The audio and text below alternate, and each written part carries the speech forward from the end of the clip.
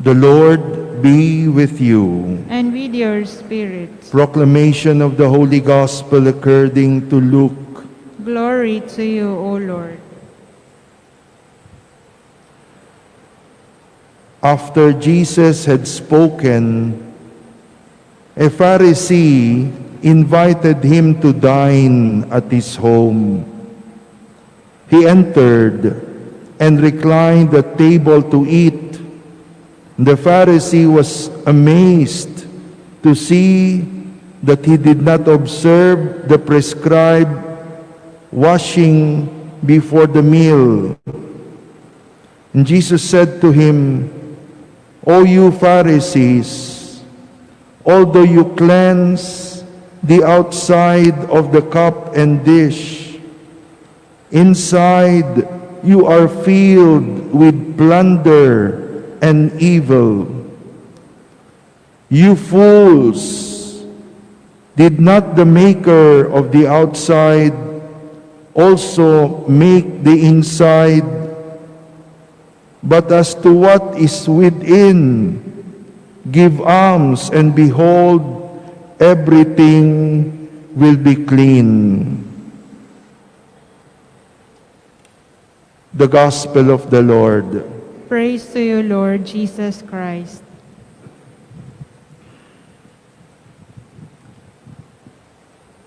Ang atin pong mga binabasang kwento ngayon sa Ebanghelyo ni San Lucas ay bahagi ng mas malaking kwento, ang kwento ng paglalakbay, huling paglalakbay ng Panginoong Hesus patungo sa Jerusalem para sa kanyang pinakamahalagang gawain, ang kaligtasan natin sa pamamagitan ng kanyang passion, death, at resurrection. Ito po yung malaking kwento, nakapaloob doon ang mga kwentong ating binabasa sa mga araw na ito.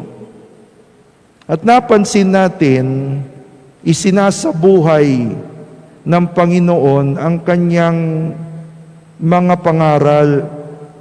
Hindi ba isa sa mga pangaral ng Panginoon, sabi niya, when you travel, do not take many things. Oh, no traveling bag. Nothing. Sabi niya. At ito nga ang kanyang ginawa. Sabi niya, eat whatever they place before you. Yan ang isa sa mga tagubilin niya sa mga alagad. At ito nga ang kanyang ginawa, mga kapatid, sa paglalakbay na ito. Jesus accepted the hospitality of people. Kapag may nag-invite sa kanya, siya'y nakikikain. Sa ating ebanghelyo ngayon, ang nag-invite sa kanya ay isang Pariseo. Along the way, alam niyo po, paniwala ng mga tao nung araw na kung ikaw ay nag-invite, lalong-lalo na ng isang kilalang mga ngaral, isang kilalang propeta, then you will get the reward of the prophet. Mababasbasan ka at ang iyong tahanan ng propetang iyong ini-invite. Yun po yung kwento sa likod ng kwentong ating narinig. So pagpasok ni Jesus, siya ay talagang open na open dito sa kagandahang loob ng mga taong ito. Pero napansin natin, meron palang iba pang dahilan ang Pariseo sa kanyang pag-iimbita kay Lord na nagbiyabiyahe papuntang Jerusalem. Lalo-lalo na siguro kasi alam ng mga tao papuntang Jerusalem si Jesus. No? For them, that is a pilgrimage. So they were entertaining the prophet in the time of his pilgrimage to Jerusalem. So, itong Pariseo, ang dahilan pala niya ay gusto rin niyang obserbahin, baka tama nga yung mga kwento na itong si Jesus na ito ay balasubas sa tradisyon. At yun na nga ang ginawa niya.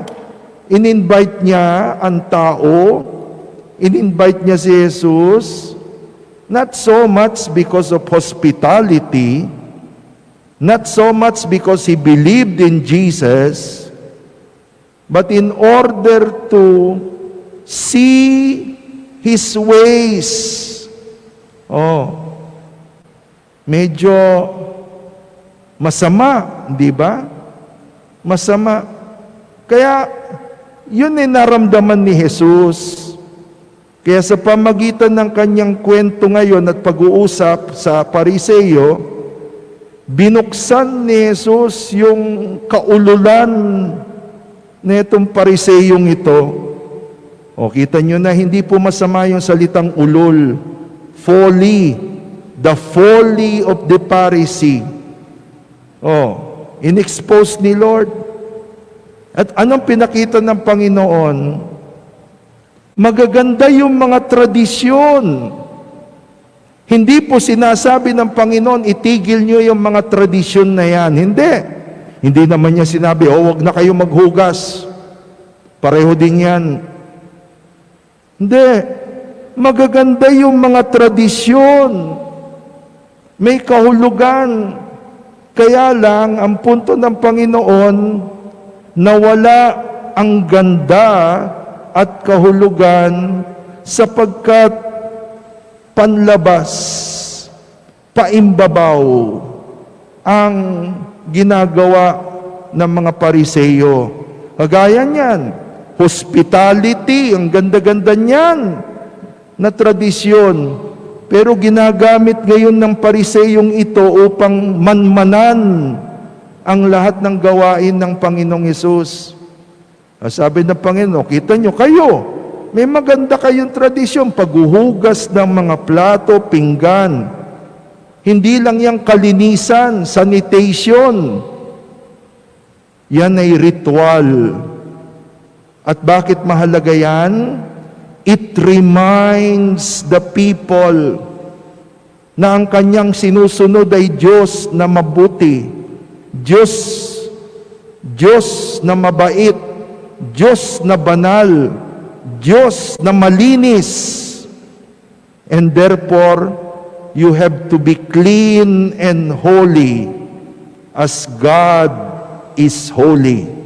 Kaya nga meron tayong sinasabi, cleanliness is next to godliness. Mahalaga yan. Oo. Ang simbahan dapat malinis din. Ang simbahan dapat malinis, maayos, maganda. Sapagkat ito'y nagpapakita sa kalinisan, kaayusan, kagandahan ng Diyos. Dapat namumukha mo ang Diyos sa iyong nakikita sa loob ng simbahan. Kaya kapag ang simbahan natin dilapidated, tumutunog lahat ng floor, di mo alam, baka mamaya biglang tumalsik na yung tiles. It does not mirror the beauty and the holiness of God.